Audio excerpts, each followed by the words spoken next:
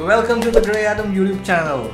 Here you'll get everything from a webinar, student diary, data science Fridays where your questions are answered. Basically everything that you need to get yourself upskilled in data sciences.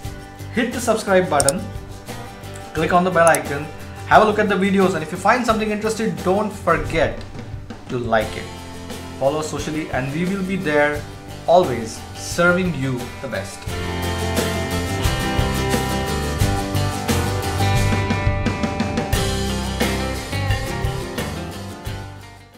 Hello guys, can you guys hear me? Yes, so I'm Pratik from Mumbai. So I currently work as a full stack developer and I have been working since past 1.5 years. So I'm very excited to be here and be valuable to all guys. So my recent journey has been all self-taught. So I'm very much passionate to teach people. So yeah, let's get started with this session. So I'll sharing my screen.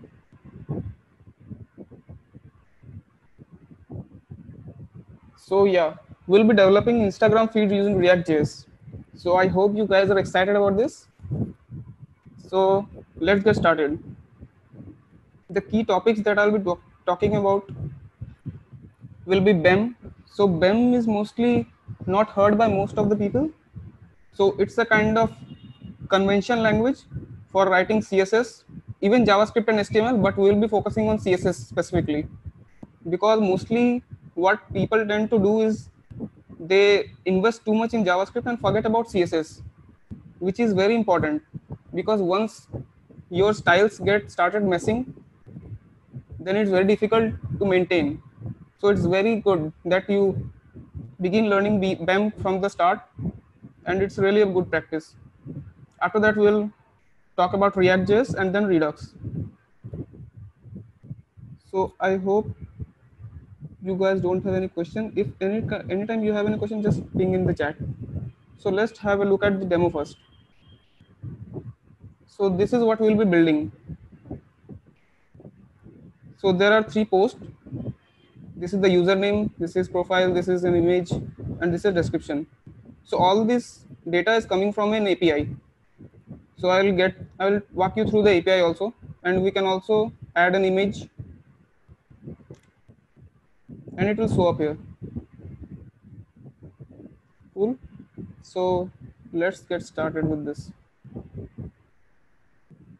So first, let's have a look about BEM.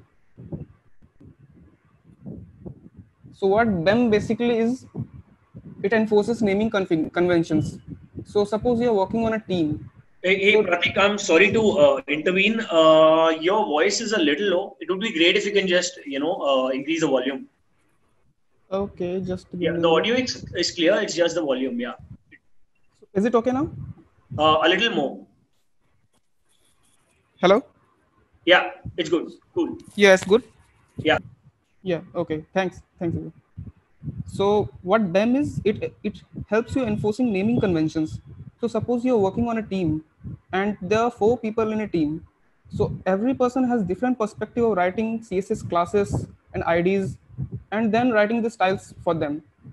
So what BEM does is it helps giving a convention so that everybody follows that convention and your styles are very much clear, means the structure is very clear, so that if any other developer gets onboarded, it's very easy for them to get started. So it's very good for maintainability and modularity. And again, in React, which is mostly famous for the reusable components, it is very good to use BEM. So let's look at the 3 parts of BEM. The first is block. So what block is, it's basically like we saw here, this post is a block. Again, this is another post, this is another block. So it is a menu or button, but not state. Like how it looks like doesn't matter, but suppose the header is also a block, and we can have nested blocks, and any level of nesting is possible. So just as an example, inside header logo can be another block, search form can be another block. So let's look at the element now. We'll walk you through the examples in my demo app itself, so don't worry about that. So element is what? It is it is sub part of a block. So here, suppose this is a user, this is username. So this is an element. This is a profile pic. This is also an element. This image may be a block or maybe an element, because if you consider this image with the description, it becomes a block. Or if you consider this as a separate element, it becomes an element. So yeah, and the naming convention which is generally followed is block name __ element name. So just like this, in my already written code, I will just show you. Yeah, so this is a block post, and this is an element user. So this is about element. Okay, so nesting. So mostly people gets confused when they write nested blocks. So what they tend to use is, suppose there is serve form. Inside that there is a content and input and then button. So you can't write like this: the search form, then content, and then input. This is not acceptable, because the structure that you need to follow is block name __ element name. So you need to follow like this. So search form _ content _ input _ button. Any level of nesting is perfect. No worries about that. Now the next part is modifier. In our demo app, we will not be using this, but still it's good to know. So modifier is just the style, means the appearance or the state, like a button is active or not, a list is checked or not. Suppose there is a search form and there is a button, so which is disabled or not. So the naming convention is like this: element name _ modifier, or you can also use minus as per your comfortability. So this is it about BEM. I will not be going much deep about this, but still, if you want, you should go to this website and have a look about BEM. It's really good to know this, and you don't have to know much before getting started with any project while using BEM. Okay, so the interesting part now. Let's get started with the React.js. So what React.js is, I hope most of you guys have heard about it, most or everyone. It's mainly used because of these reusable components. Yes. So in React.js, there are several concepts that we will be going through. So before that, I would like to say that for this application that we are going to develop, we'll be using Create React App. So that is a toolkit, that is a third-party toolkit, not by Facebook, but is very much stable because of the community, thanks to community. So we'll be using that to get started, and let's start. So I'll go to Create React App.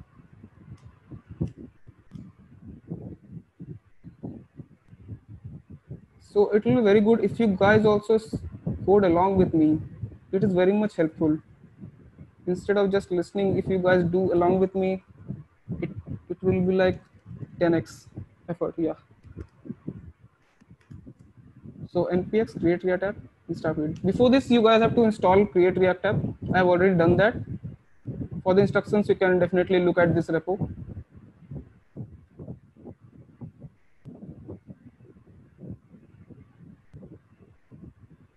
In case you guys have any questions, you can just ping. Okay. Thanks, Pratik. Thanks, guys. If you have any questions, you can ping. Suppose you get that question in the end. No worries. We'll be keeping a 10 minutes Q&A in the end as well. So yeah, you can either ping it now or whenever Pratik asks, or you can just keep it for the end. Thanks, Pratik. You can continue. Yeah. Yeah. Thanks.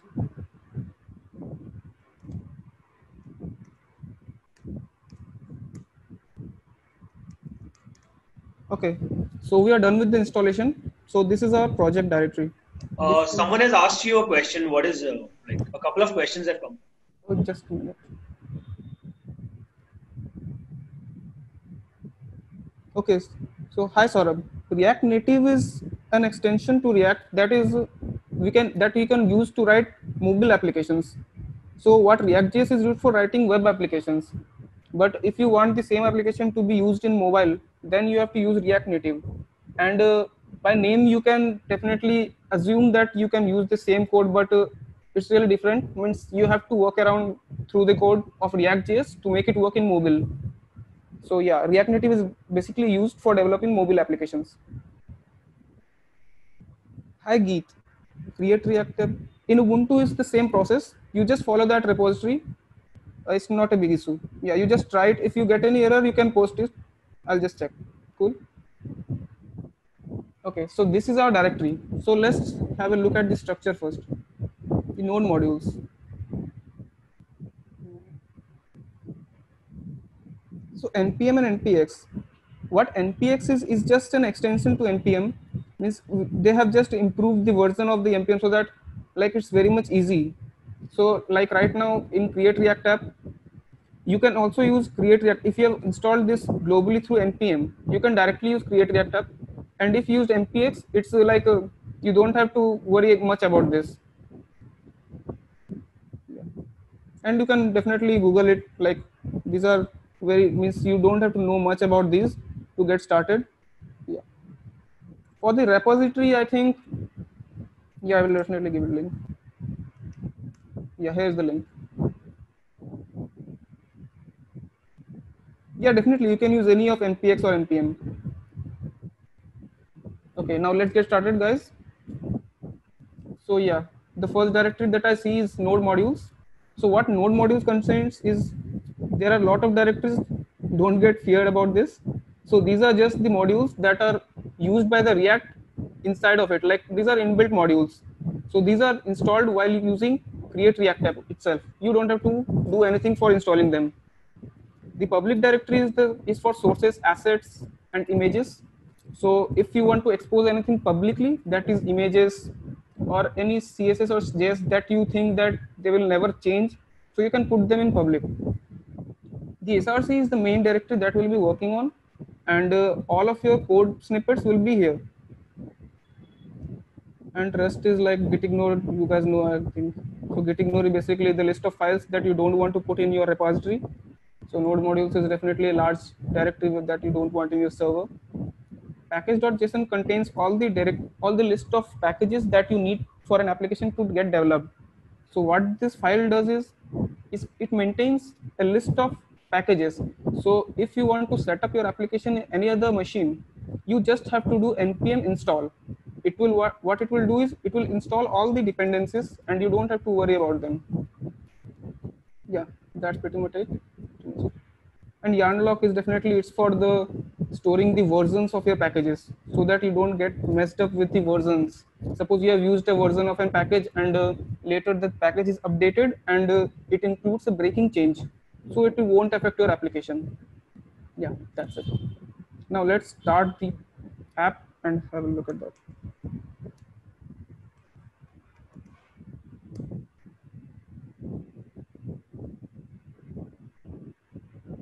Okay, so here's our application.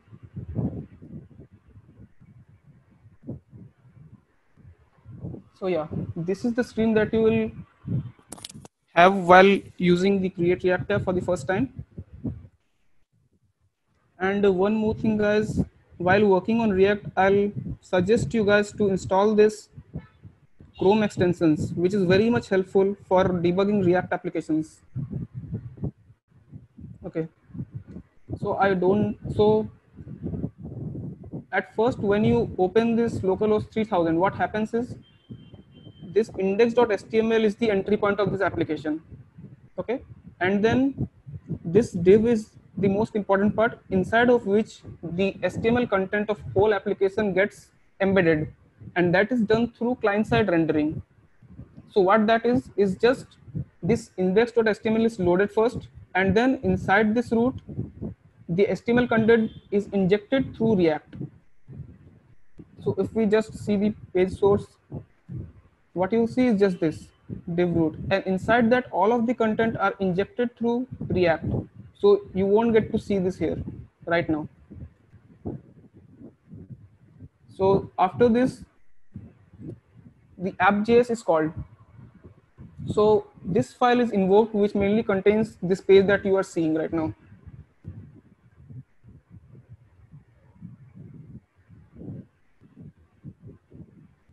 Yeah, so for this application we don't need this all, so I'll just remove them and just print a hello, and let's see if, yeah, it's get printed. Okay, cool. So we are good to go.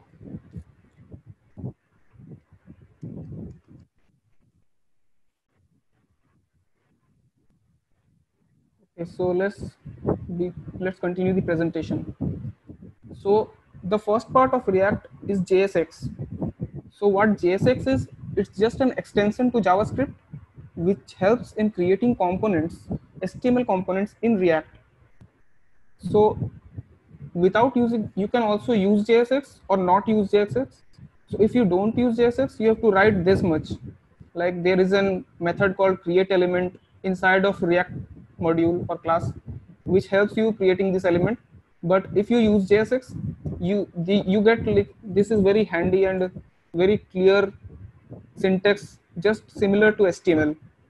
So everybody mostly prefer using JSX, and we will be definitely using this. Yeah. So what you just saw here, this is also JSX. This is not HTML, not JavaScript. This is JSX, and it get compiled by Babel, which inside it's like it happens using the server.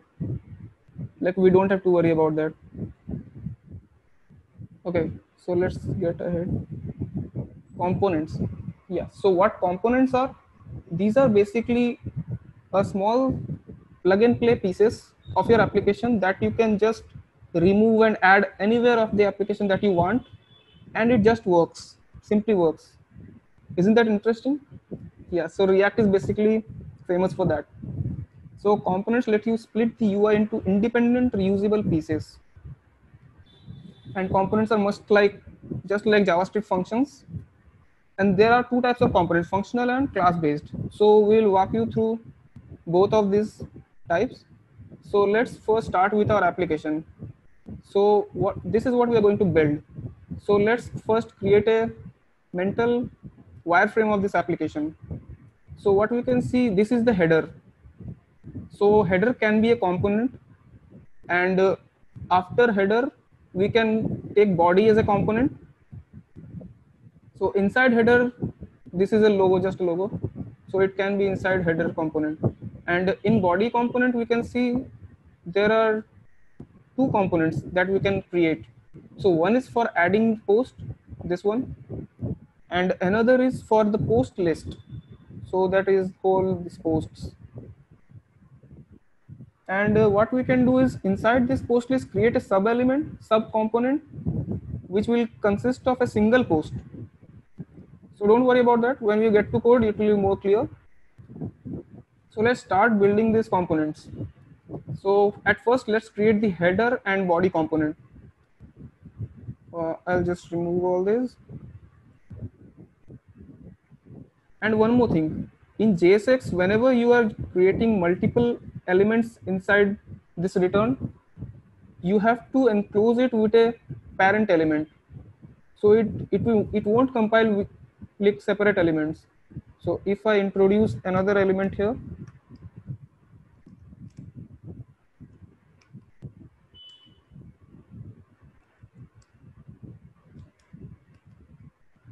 so it won't compile. We can see an error here. Yeah, which will just go away if I remove this. Yeah, cool. Okay, so what we'll do is inside this, we'll create two components. One will be header, and also remember to always close the tags. It's very much important. And another is body. Okay, so let's save this. Now it will get an error that header is not defined. So let's define the header. So header is a component, right? So what we have to do is import the header. So we'll import header from another file that will just define. So for defining new components, the best practice that you should follow is create directories. So I'll create a directory called components. And inside that, I'll create separate directories for separate components. And why I'm doing this is because inside this component directory, I'll have multiple files. That can be the component main JavaScript file, and then the CSS file, and then if I write test, then test file for testing that component.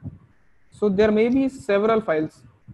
So it's really good practice to have a directory for each components. And again, for styling this, we'll need a CSS file.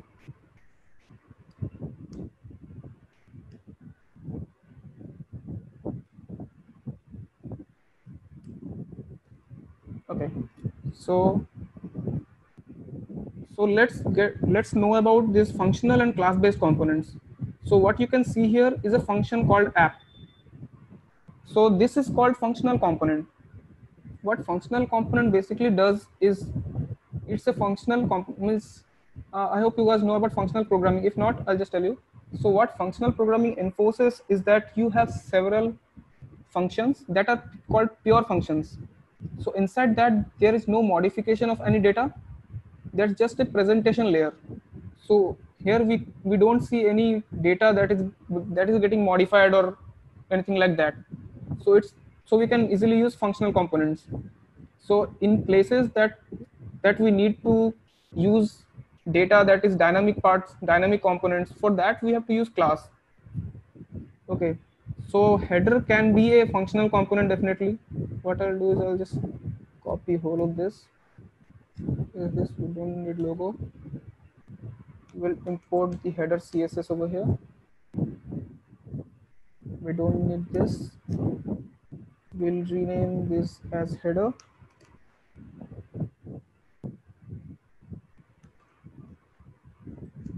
Header section. Okay. So I'll just create a sample header. Okay, so now we have imported the header. For now, I'll just remove this. Let's see if we have any warnings.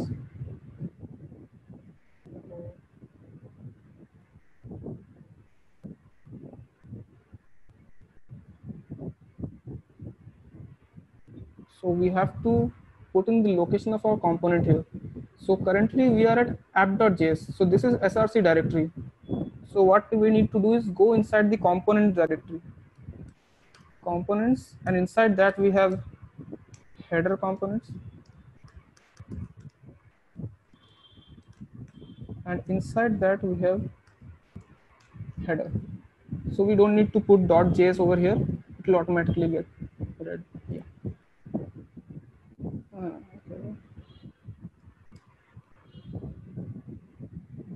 Logo is defined but never used. Let's just get rid of this also. Cool.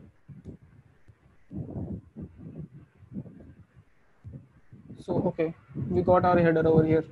So we have successfully imported a component, and now what we will do is make it more stylish, just like this. So for that, I won't be coding all the HTML and CSS elements over here. I'll just import from my already code header component. So let's copy this.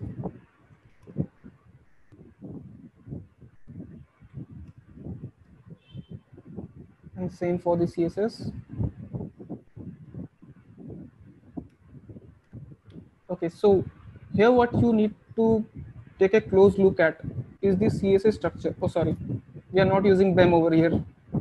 You could have used like if we use, so header section is a block, so we can create this as a block element just like this. So content is an element, and you can even call this a block because we have a logo inside content. And again, this logo will become header section __ logo. So now it's a BEM. Now we are enforcing BEM over here. So we just need to change our CSS also. So what content was __ __.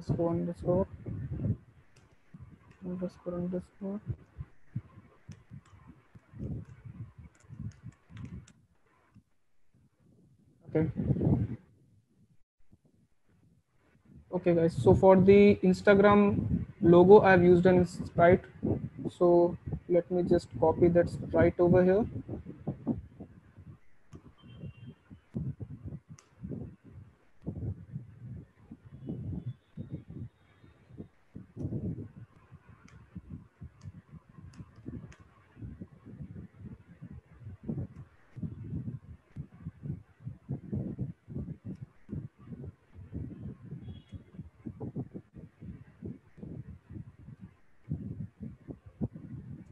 Okay. Yeah, so we get the logo over here. So we are done with the header component now. Now what we need to do is import our body component. So before that, I just want to know if you guys have any questions. Is everything clear? Oh, that's great. You guys are intelligent. Okay, so let's write our body component.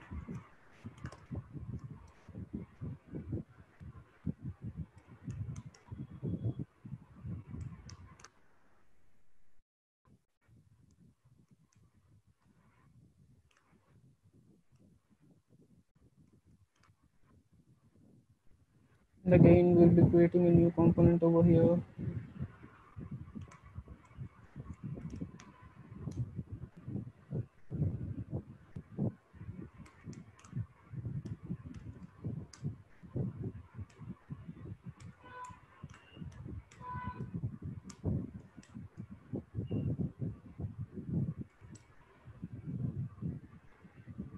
Again, let's do the same.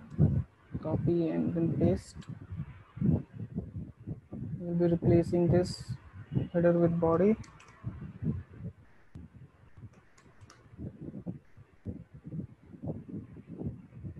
Okay. Now, so inside our body, so for now we'll ignore this add image part. So let's first look at the post list part. Okay.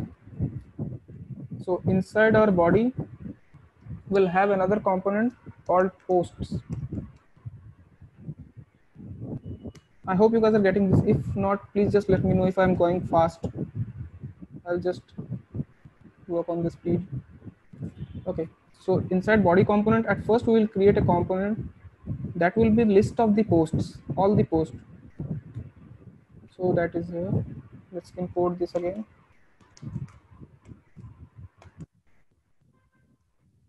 So we have to get outside one directory and then posts component that will just create slash posts.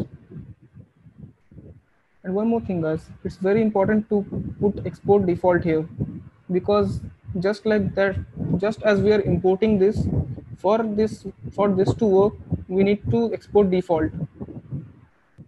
So this is an ES6 syntax. Okay, let's create new component for posts component.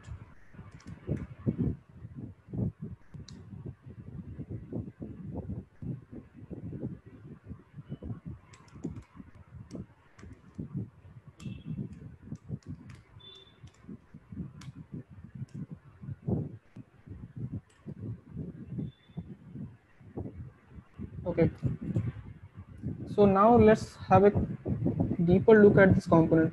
So inside the posts component, we can see that there can be multiple posts, right? And as we are going to use an API, or as we will develop this application in real world, there will be a server, a backend server that will help you in getting the data in real time.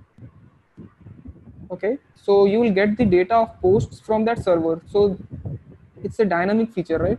So the data can be multiple, there can be single, you don't know about the data. So what we'll do is we won't use a functional component over here. We'll switch to class, because we need to define the data for which the posts will be created, right? So let's create the post component now. So at first I'll just copy this self, and we need to use class now. class posts, and now we need to extend react dot component. So this is basically given by React to us, which we need to extend to get the React based functionalities in our application, right? Just as the concept like props and state that we'll use, we'll get to access those concepts only if we extend this React component. And inside this, definitely inside a class, there is a constructor.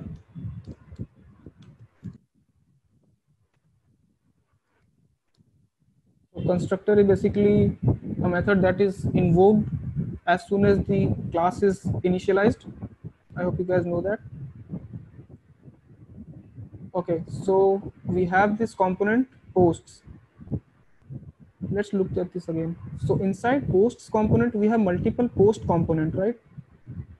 So what we'll do is create post component, and this can be multiple, right? So like, let's start with 3. Now we have 3 post components. Now what we'll do is we'll feed data inside this post component.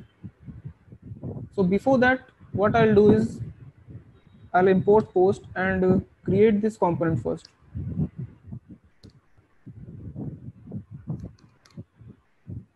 Just bear with me. Okay, everything looks good. Creating new component.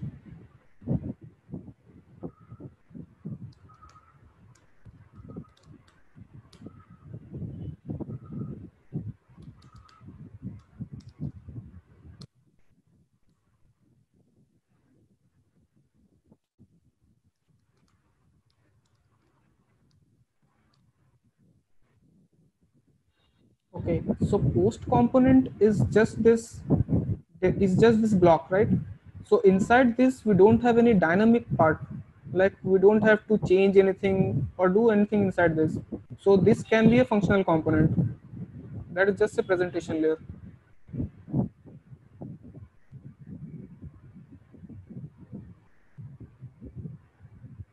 Okay, hi Manju, it's okay. By software, I guess you mean the technology. We are working on React.js, and if you mean the IDE, that is Sublime Text. Yeah, I hope this answers. Okay, so post component. Let's again do the same.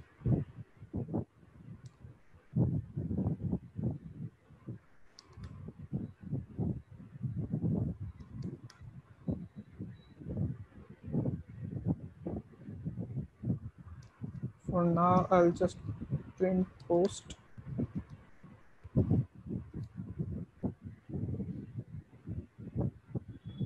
Okay, we are ready to use this now, I guess. Okay, so there is a state.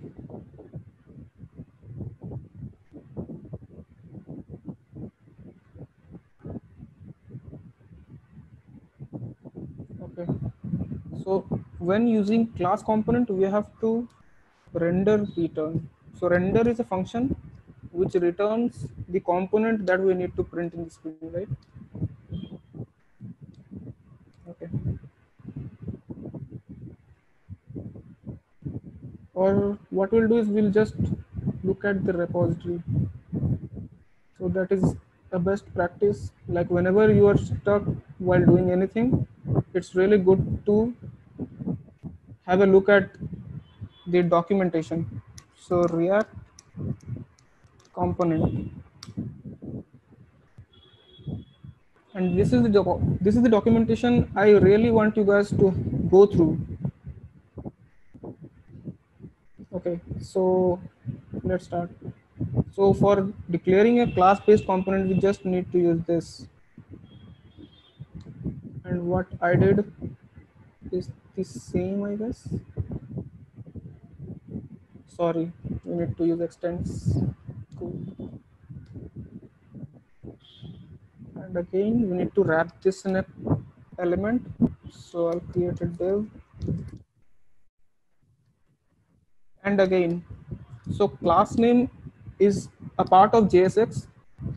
So in HTML elements, you use class, right? But in JavaScript, there is an already keyword called class. So you can't use class again over here. So the compiler will get confused. So what the React developers did was they used this class name, and everything in JavaScript is camel case. So yeah, if you define anything in class name, it becomes class in the HTML. So posts. Okay. Close this. Header JS, I see an error.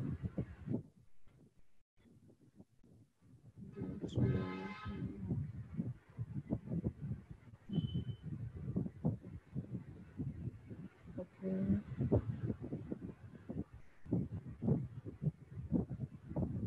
Seems like I have missed something in the header part.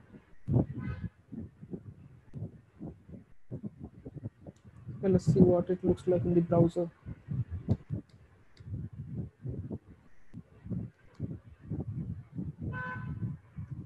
Okay, we need to debug this. Please provide a valid navigable address as an href value.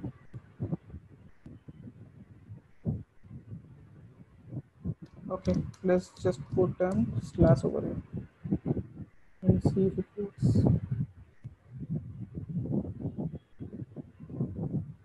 Cannot provide but still in the element.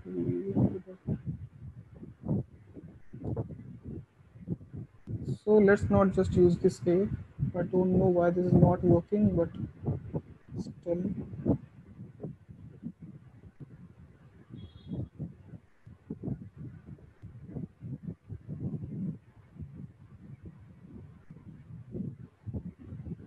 Okay, sorry. I put that href in another directory. Yeah, so it works.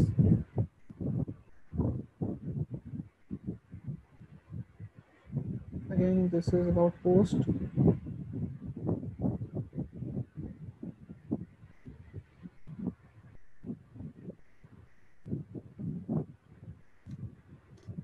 So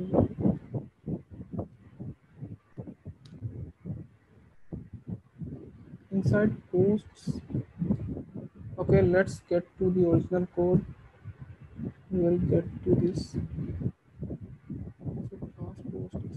Okay, so the constructor accepts props. So props is what we're going to be learning about in few minutes. Before that, just let's add props over here. So this is props is just a property, a concept that we use. We'll talk about that. The props will be used to post data inside these post elements. For now, let's just have a look at this. Component is not a function.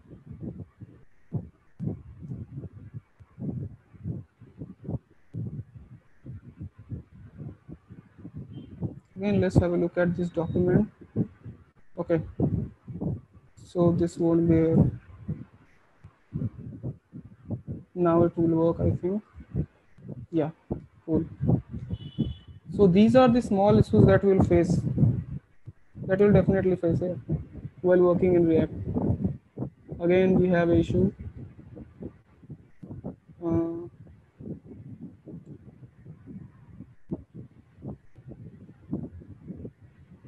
I'm so sorry, guys. I'm very much. I'm like, most of my mistakes are about spelling mistakes only. Again, in constructor. Actually, for now, just remove this. Yes, so it works. Okay, so here we see the component, post component, that is rendered 3 times. So this is what is called reusability. Now, if we use this if we need to use this post component anywhere else, we can just cut this from here and put it over there. Just like you can think over in this app itself, if you want to create another component over here, that will just show the most trending post. So for that, we can definitely instead of using post inside posts component, we can use post inside that trending posts component. Okay. Okay, cool. So now let's create this post component, means beautify this. For that, again I'll go to my previous code and just copy that. So this is an element I've already written.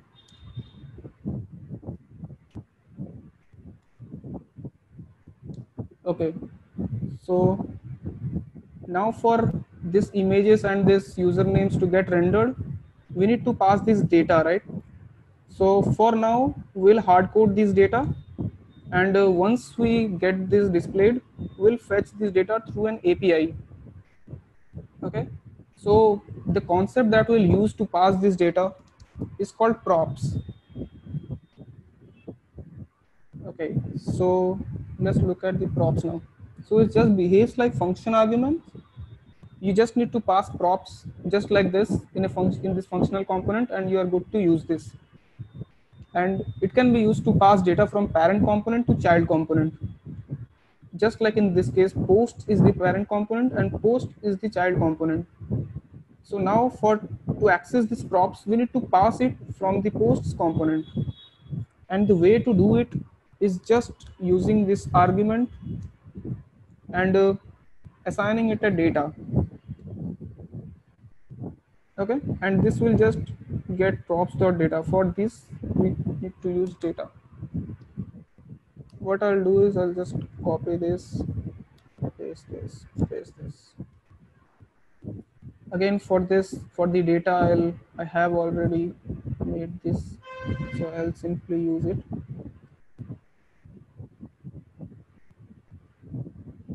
Or let's just create a variable and use that instead.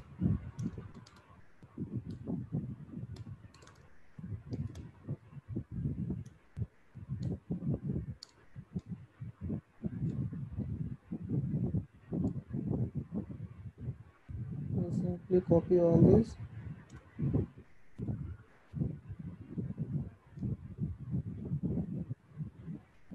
Now we can use this dot data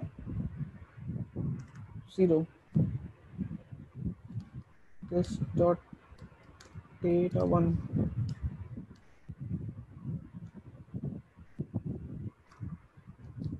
Similarly, this dot data 2.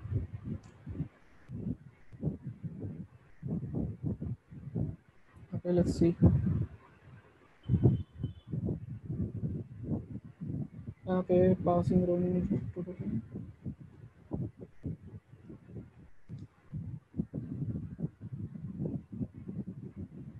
okay, for some reason it's not able to access this. Let's just put it inside this render and see if this works. And now we don't have to use this.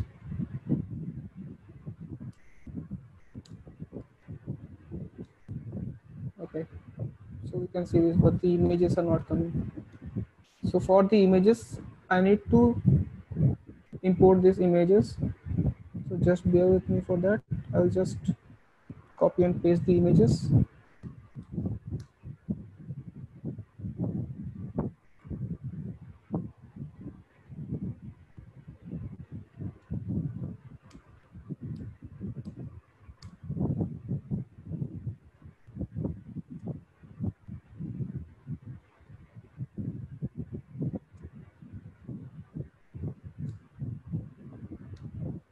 Okay, so it's coming up now, and now we just need to put on some styles.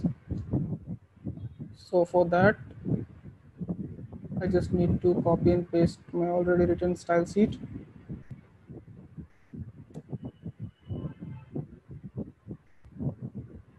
And I'd recommend you guys to go through this code as you get this code repository. I think which I will share this with you. So definitely check this out after this. Okay. We need to import this CSS.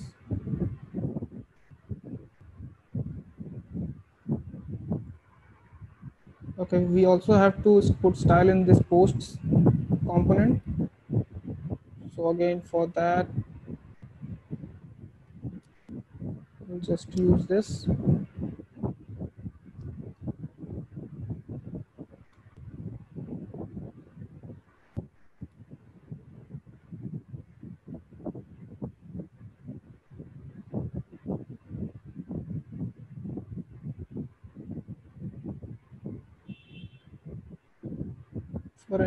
For some reason, the style is not getting reflected.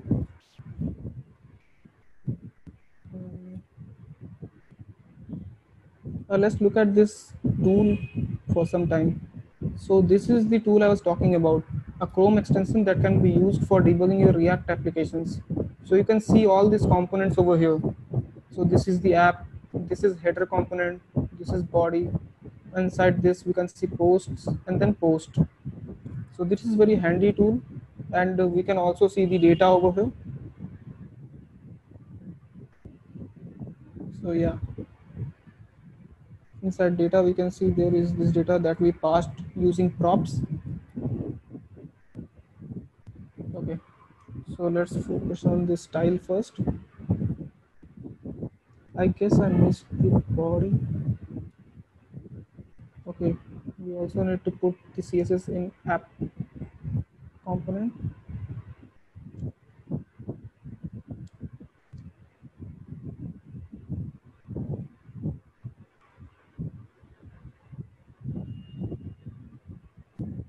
Looks like I'm missing something over here.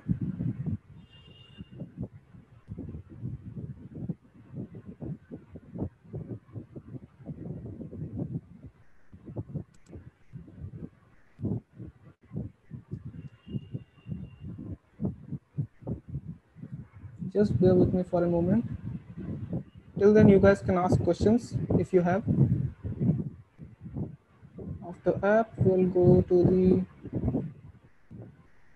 header component, header CSS, we have done that. Body component, body CSS. Body component, body CSS. Okay, this was missing, I guess. Nope. After body, there is posts component.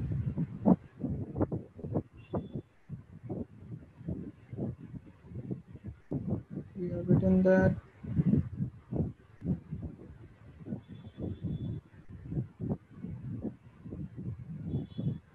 Okay, so this class name will be container. Still it's not working. Let's look at this class. Okay, inside body, we have to put a body section class, then it will work.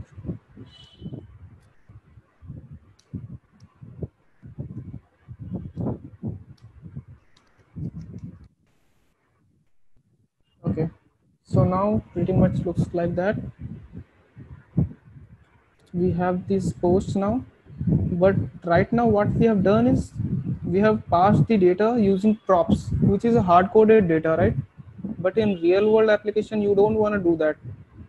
You'd use an API to do that, to fetch the data and then show this in your application. Okay, so moving forward, state. So state is another concept in React.js that you can use to store data in a component. So there is a difference between props and states. So what props are? They help us to send data from a parent component to child component, but there may be cases when you need a data to be modified inside a component itself. So what state does is stores the component, it stores the data that belongs to a component, and whenever we want to re-render that component, like for example, we want to add post, right? So through this component we will be adding post. So after addition of that new post, we would like to re-render this posts component. So for that re-rendering to happen, we need to change the state. So we'll update the state of the posts component, so that it gets re-rendered with this new post that we just added. And again, yeah, so by putting state, we make a component reusable, because we will then get rid of this props variable. So props, what props does is it makes, can you show the 11th and 12th site? 11th and 12th, sure Geet. So till then I'll speak about state. So what I was talking about, like in post, what in props, what happens is we highly couple two components, the parent and the child component. So as we pass data from parent component to child component, the child components gets highly dependent on the parent component, because until and unless parent passes the data to the child, it is not workable, right? So with using state, we can make the child component completely independent. Okay, so let's start using state now. Before that, Geet, I hope you are okay with this now. 11th and 12th slide. Here you go. If you want, you can ask the questions about these slides later and we'll discuss again. No worries. So for now, let's just start using state. Okay. So inside our posts component, we'll get rid of this data.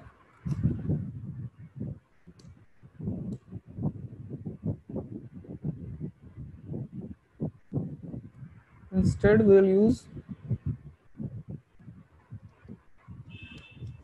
a constructor which will get a props, and this is by default. It's a convention that we need to follow to fetch props inside a class. So after this, we need to call the super constructor with these props. So what basically it will do is it will pass these props to react.component, and it will initiate, if there is anything that is dependent on props inside this, those functionalities will get invoked. Now after this, we can use our state.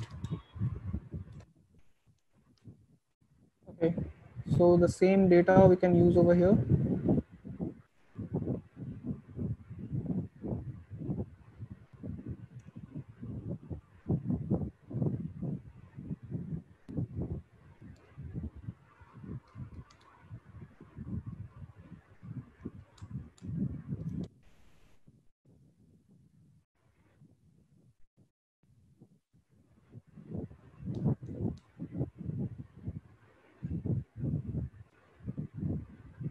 Now what we can do is, using that state, we can just run a loop through and get this post, right? So for that, let's just, to make the code clear, use a constant HTML content.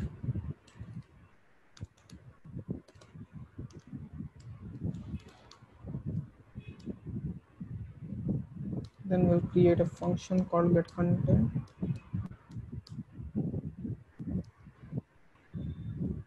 What it will do is,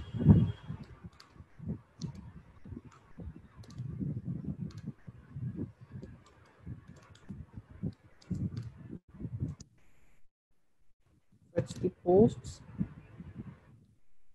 and map it. So map is again a ES6 syntax function, sorry, JavaScript function that we can use to get our individual posts and an index.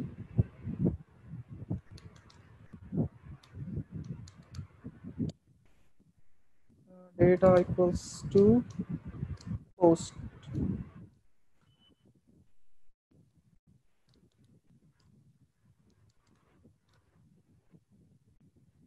And we will return this.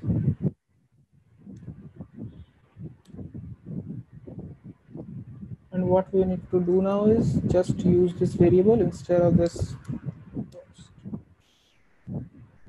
Okay, now let's check for the errors. Get content is not defined. We need to use this dot get content. Okay, it works. See, So it works as it should work. So if you guys want, I can just show you in the console. What is it? Okay, there is an error. Each child in a list should have a unique key prop. So again, in React, while using multiple components in a list, you should give key as an attribute. So that is a practice that React follow. For the identification of separate posts, you can say for here. That's why I've used index. Now the error is gone. Okay. So inside this, let's console log post. Okay, we can see this 3 separate posts coming over here. And again, if you want, we can also see that data here. And inside posts, we can see that state.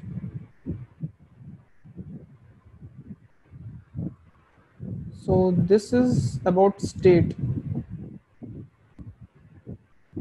Now, if you guys have any question regarding this, you can ask.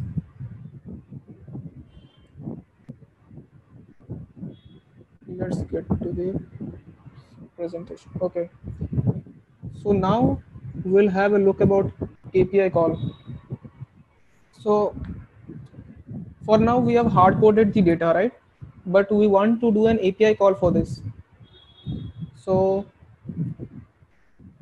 how to manage size of image? Okay, Sunil. So for the size of image, there are several methods that you can follow. So mostly what we do as a developer is before using any image in our application, we just compress it using all the online tools that are available. You can find a lots of them in, while if you Google them. And one more thing you can do is you can use several gulp modules that are available. Basically, they are task runners that help compress your assets before you use them in your production. So yeah. Okay, let's look at the API call now. So for invoking an API call, before invoking a call, what we have to do is we have to create an API, right? But currently we don't have any server. So what we'll do is we will create a mock API server and use that. So that is very friendly, and you must definitely use those in your project. So let's just search for mock API JSON server. So this is what I use mostly, and very simple. So for installing this, you just need to call this.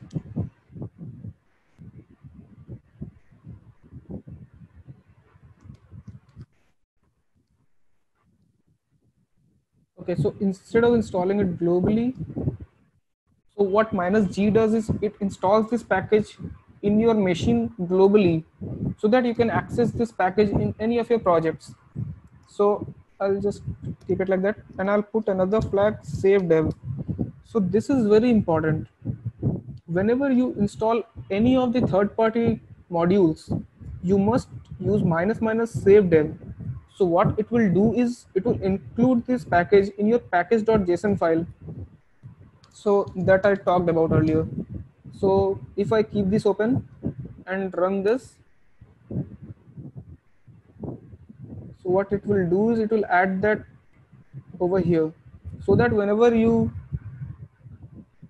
you start your application in another machine and type in npm install, it will also install this JSON server.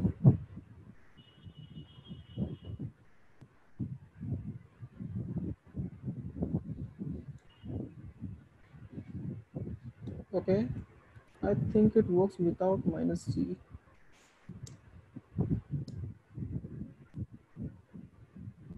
Sorry for that. Okay, once it gets installed, we have to create a db.json file with some data that will be used as a response of this API that we are going to create. Okay, so I already have this file created, so I'll just use this from here. We'll create a directory called API.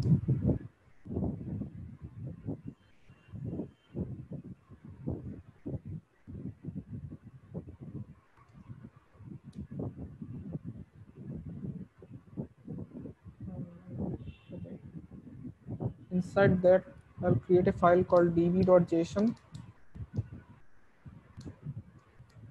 and here is my data. So this part is done. Now for starting a JSON server, we need to execute this. But there is a better way to do this. Instead of executing that, what we can do is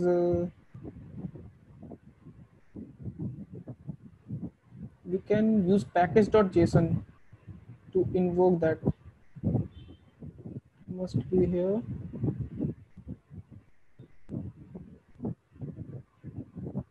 Okay, it's not here. So I'll just show you.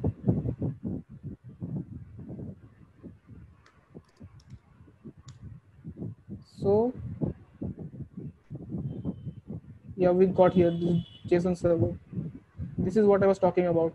So every time you do npm install, JSON server by default will get installed in your system. You don't have to explicitly install this.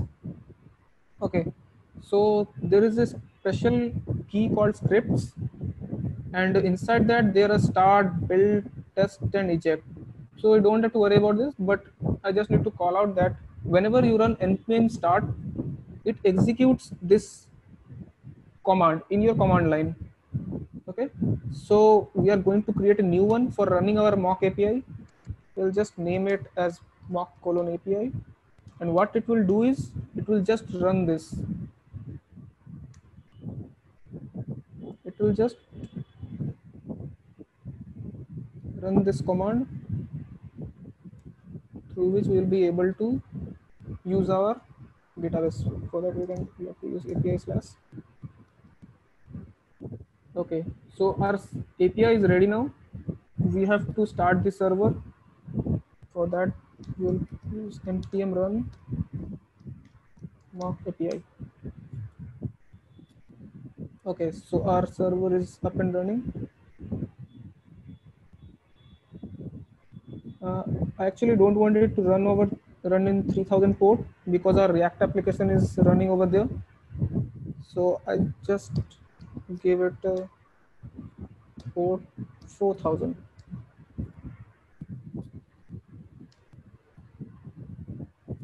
Okay, so it's running on port 4000 now. Let's have a look at this URL.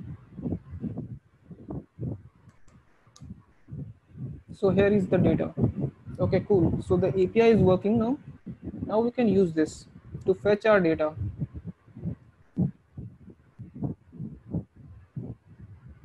Okay, so to make an API call, what we need to do is we need to use a lifecycle method of a component. So what lifecycle methods are, you just can have a look over here.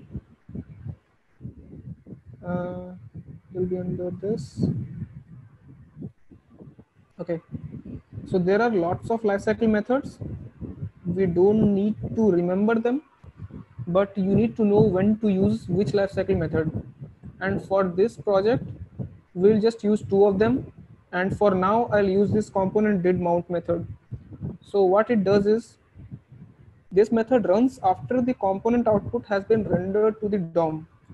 So as soon as the elements are rendered in the HTML and displayed in the browser, this method is invoked by React itself.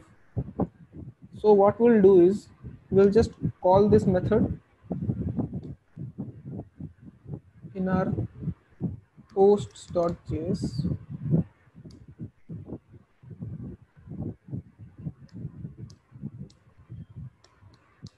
For now, just console log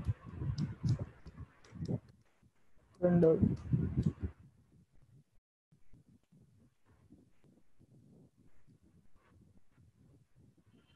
See, after the rendering of the component, it gets displayed. So we'll be making our API calls over here. So for that, we'll be using the fetch API, and let's define our URL over here as a constant.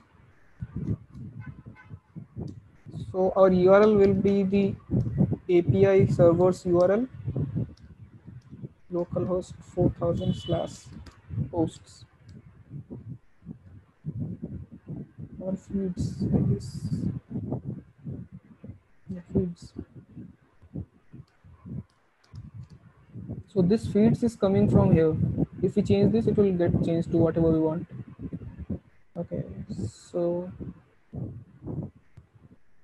let's call the method now. Fetch URL.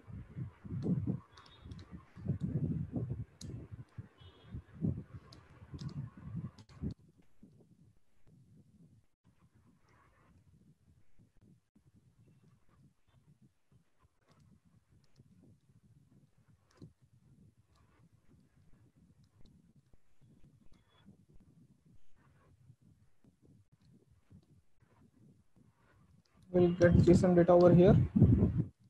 Let's console log this.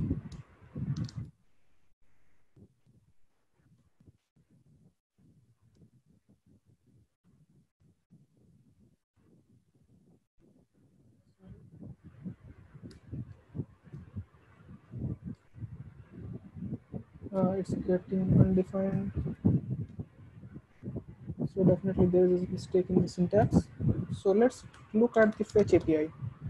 Fetch API JavaScript. I, I generally go to the Stack Overflow once. Let's look at this.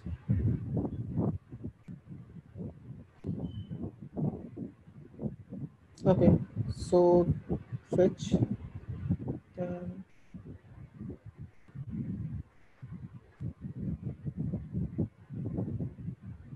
we can use any of them. For now, what I'll do is I'll just use mine one. Fetch URL. Okay, let's just copy this and paste over.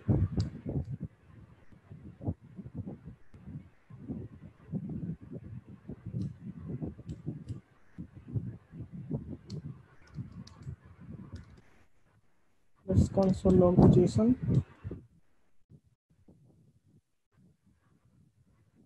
Okay, so here we get the data.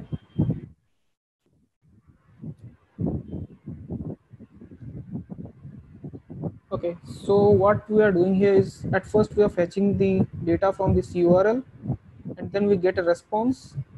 From that response, we convert it to a JSON object and then we just console log. For now, removing this. And this hard coded data is what we want to get rid of. So for starting point, what we'll do is we'll keep this as an empty array, and after the fetching of the data is done, we'll use this set state method. This is again provided by React, which we'll use to set our data, and we'll set the post as the JSON. Now it should again work as expected. Okay, so it's already working. We can again have a look at the state over here. So these are the posts.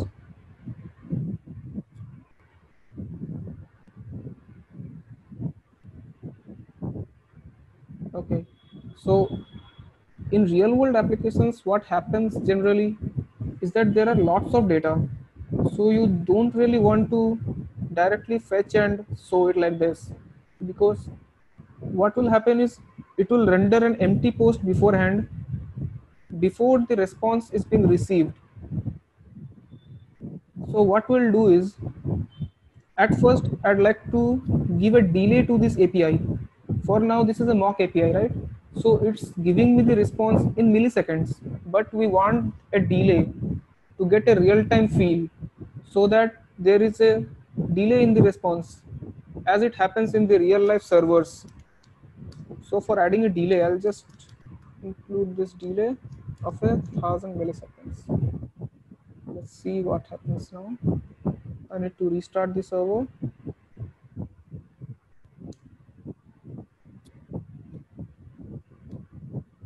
Now, can you guys see this flickering? So this is because initially the data was not loaded and there was empty array. Now, as soon as the data got loaded, this component got re-rendered. So, but this is a very bad experience. So what we do is generally we'll include a loading part, a loading circle over here, just like this. So to do that, we'll have another state called loading. So initially, let's set it to false. Now what we'll do is, before the API is called, we'll set this to true, because we want the loader to get started right now in this place. So just set it to true over here. And after we got the data, let's again save it to false. Okay, so we have a state now that we can use for the loading. Okay, now we need to modify this get content part. So what we'll do is, we can just check over here if this dot state dot loading, then just return loader. We can create a separate component, else get down and return this. Let's create this loader component now.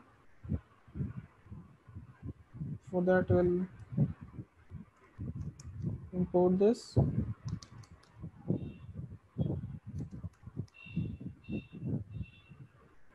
Let's create a new directory.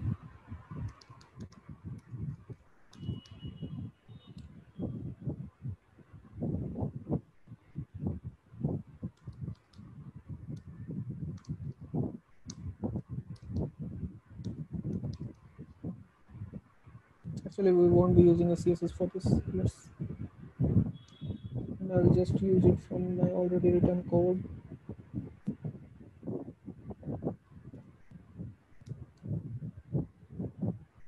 Okay.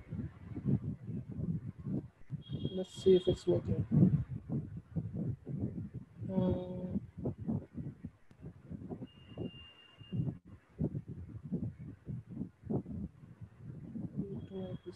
Loader component.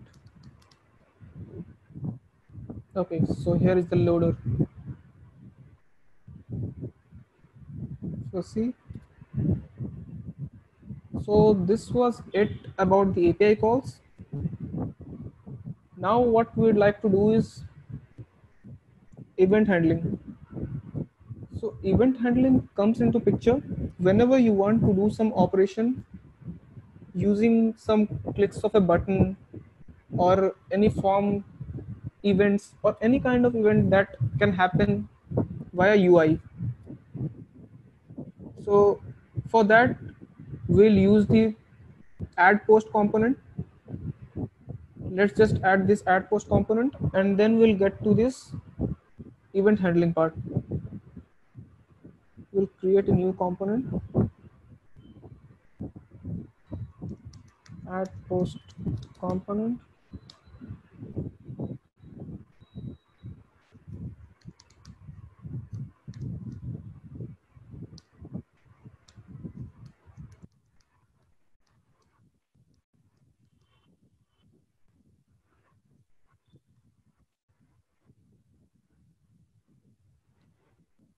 Again, what we'll do is we'll just create a form over here.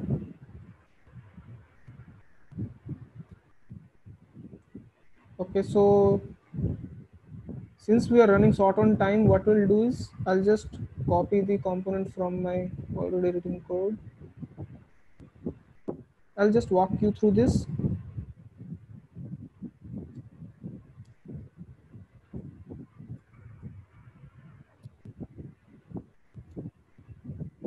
Okay, so here is the form that we want to render, and this is the CSS part.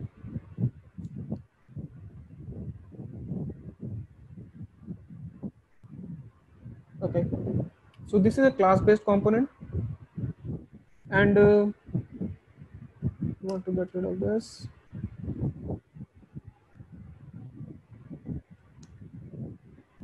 Okay,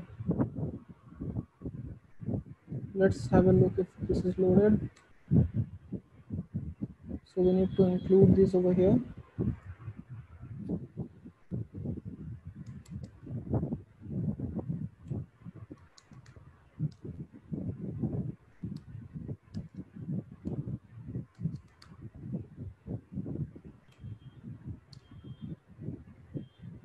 And just include it before this. HTML content.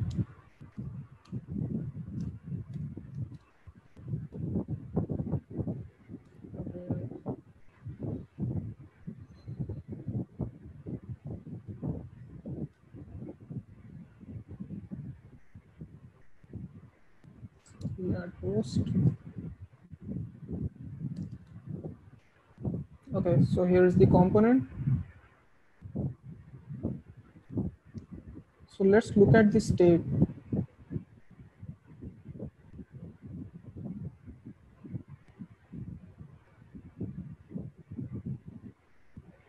So we have this add component over here, and there are some state variables that have written. So I'll just walk you through this.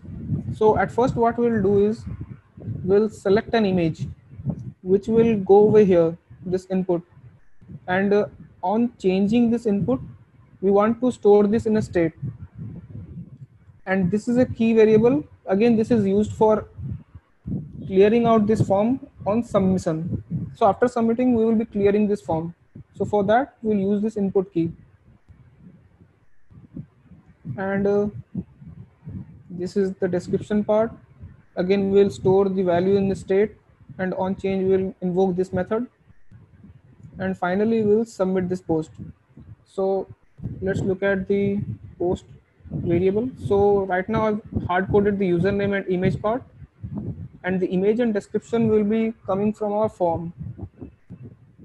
So in the state I have written an image description and this input key, that is date now. So what will happen is after the image is submitted, we'll just reset the state,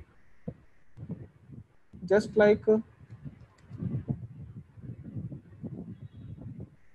yeah. So as soon as we submit the form, we'll set the input key to date.now, so it will update. So as soon as the state is updated, the component will be re-rendered. So this is the reason why we need to put this.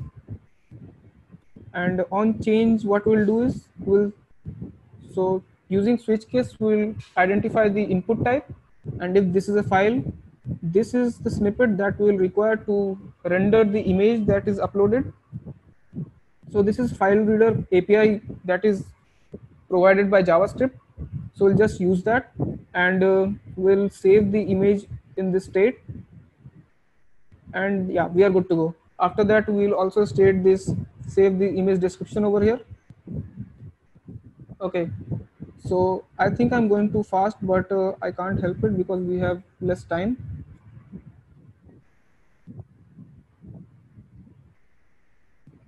And again, now what we would like to do is, on submitting this image, let's see what happens now. Nothing happens, right? So in this state, we can see the image is populated and the input key, that is date, we don't need that. So now we need to pass this to our posts component. Now for that, we need to, there are several ways to do that. Two major ways are using props. So by props, how we can do that is using the posts component. Instead of passing these props, we'll pass a method over here. So that method will just update this state, and while updating this state, posts component will be re-rendered. So this is one method, and the another method is using Redux. So next is the Redux. Okay, so right till now we have walked through this. We have used create React app. We have seen about props and states, added a lifecycle method, and did an API call. So if you guys have any questions, you can ask, but we are running out of time. So I think I'll just give a high level intro about Redux. So why Redux is used is basically it gives us the flexibility to store our data in a global level. So we can maintain the entire state data in a global application level, so that we don't have to be dependent on the parent component or any other component. So Redux works in this way. So there is a data flow. So what happens is, suppose this is our component.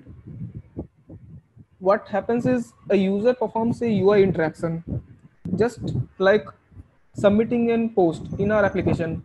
So after submission, what Redux will do is create an action. So fetching an API or creating a API call that are regarded as an action, and when an action is invoked, it dispatches its data. So the data is dispatched to the reducer. So what reducer does is, reducer transforms that data to the state and provides that back to store. Now this store is used in our component for re-rendering of the component. Now this will make sense if you see the code once.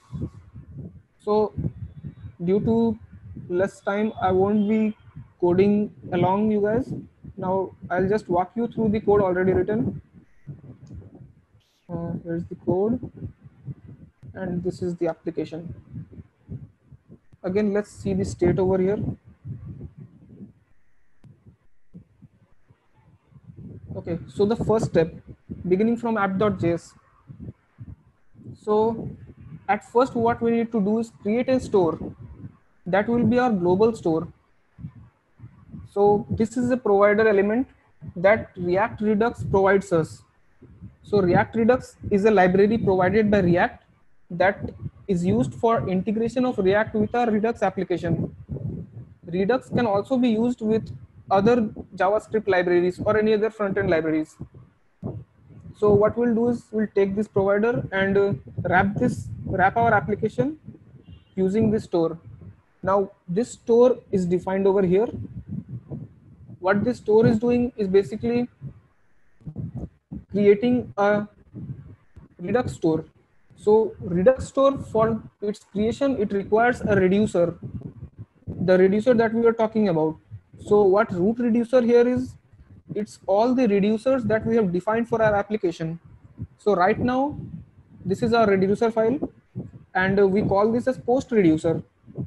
So there can be multiple actions going on over here, just like fetching post, the success of the fetching post. By the way, these two separately are required for the loader icon to be shown. And the last action will be to add post. Now, once this reducer is defined, we can pass this through state, create store, and we can also provide an initial state over here, which we can just leave as empty. And this is the third parameter, that is enhancers. So here we can apply this Thunk middleware. Details regarding this, you can read it through GitHub. What it does basically is it provides to dispatch any action out of the box inside action component itself. And what this does is, this is basically again a Chrome tool. For that to work, we need to include this. Again, this all you must really do research on yourself, and in GitHub you will definitely find all the links in how to do, and on doing only you'll get to learn. Yeah, so now as our store is defined, let's see the actions. So there are action types which are defined, and these types are used when the actions are performed. So like this is an action. So fetch post is an action and add post is an action. So what fetch post will do, it will dispatch, before fetching post, it will dispatch fetch post request. Now this will go to post reducer in this case, and it will return the original state with loading as true. Now when this is done, it will fetch the API, and on getting the response, it will dispatch another action called fetch post success with a payload of posts. So this data will be passed to this reducer over here, fetch post success. Now loading will be false and we'll get the data in items. Now what we need to do is pass this data to our store and read that so that we can re-render the component. So for that, we'll just have a look at our posts component.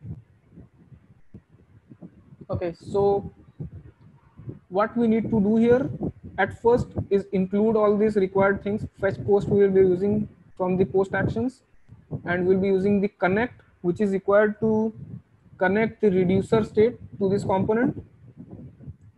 For connecting, we just need to use this method, which requires two arguments. One is mapping state to props, that is, these are the states that we initially used. New post is a new one that we'll be using to add this to post list. So in get content, what we are doing is, now before we are using state, but now this state is mapped to the props. So the props will get rendered, and if there is a new post present in the props, it will insert that in posts list and that will get displayed. And this is again the loading part. If it's not loading, it will get the post list, either it will get the loader icon. And one more thing is, previously we did the API call over here. Now what we need to do is, since we have this fetch post action, it will be provided to us in the props. So we can just use the props and fetch this method from props. So it will invoke that action, and from that the cycle continues. I think I was too fast for this, but yeah, we could not help because of the time. So if you guys have any questions, you can please ask now. Thanks, Pratik. Thanks for the session. Guys, we can take another 5 minutes for your questions if you have any.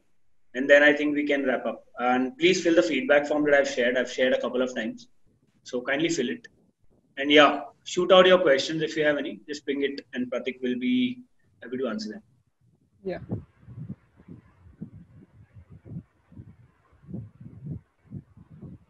And one more thing, guys, I would like to share that while learning anything, it's very much important that you be persistent. Just like this course that is coming up through Grey Atom, you must set a goal that you will be consistent in completing this course. So goal setting is very important. It will help multiply in achieving your goal. So yeah, I'll just say that you must set a goal. I guess there are no questions. No questions, guys. Then I think we can end the session. Awesome. Congratulations. Thank you so much for watching this video end to end. On this particular channel, you will find everything that it takes to upskill you to become a data scientist. We have the 100% proven recipe.